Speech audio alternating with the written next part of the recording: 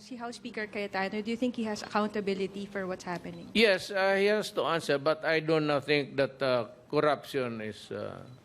I am sure Cayetano is not involved in corruption. Pero yung ibang binigyan ng task, tatlo yung body, yung POC, pati yung kay Bambol Tolentino.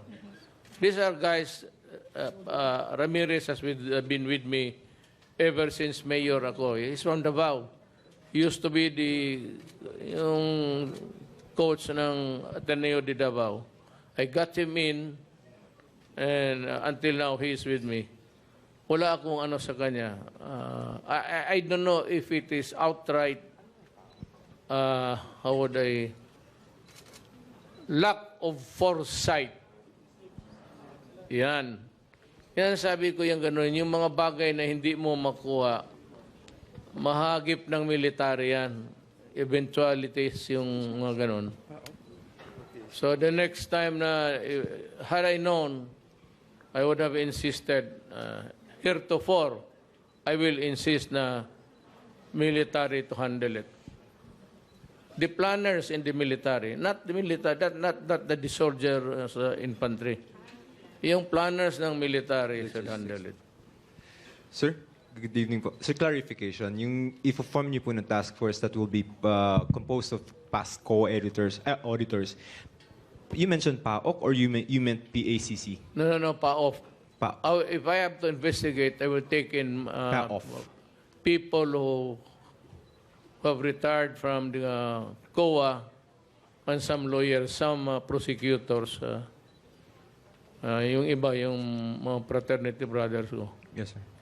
What would be the end goal, sir, of the investigation? I mean... No, I am not investigating Cayetano under it. I'm just trying to find out because I think, I said the money must not have been properly disbursed. Kasi, I know that Cayetano cannot handle everything. Mm-hmm. He has to delegate this, yung ganon. You have different levels of echelons. You know? There's a supervisor, then lahat na. For this carried out properly. Mm-hmm. Kasi may pera, hindi mo naman kailangan mag-ano eh. Even if there are volunteers, just in the critical thing of meeting and seeing to it that they are properly delivered to their dormitories or hotels, whatever. Yun ang nakita ko na hindi maganda. Mm-hmm. Sir, yung po bang pag-handle ng FISCOC, no, which is a private entity, is a misstep? No, it's not a private entity actually. Apo. You study it very carefully, puro gobyerno yan. Apo. Yung kay Bambol, gobyerno yan. Yung isang kuan, Cayetano, gobyerno yan. Yung POC, gobyerno yan. So walang ano dyan. Kaya sabi ko, hindi masyado, I do not think of corruption. Kasi ang mga head niyan, puro taga-gobyerno at men of integrity.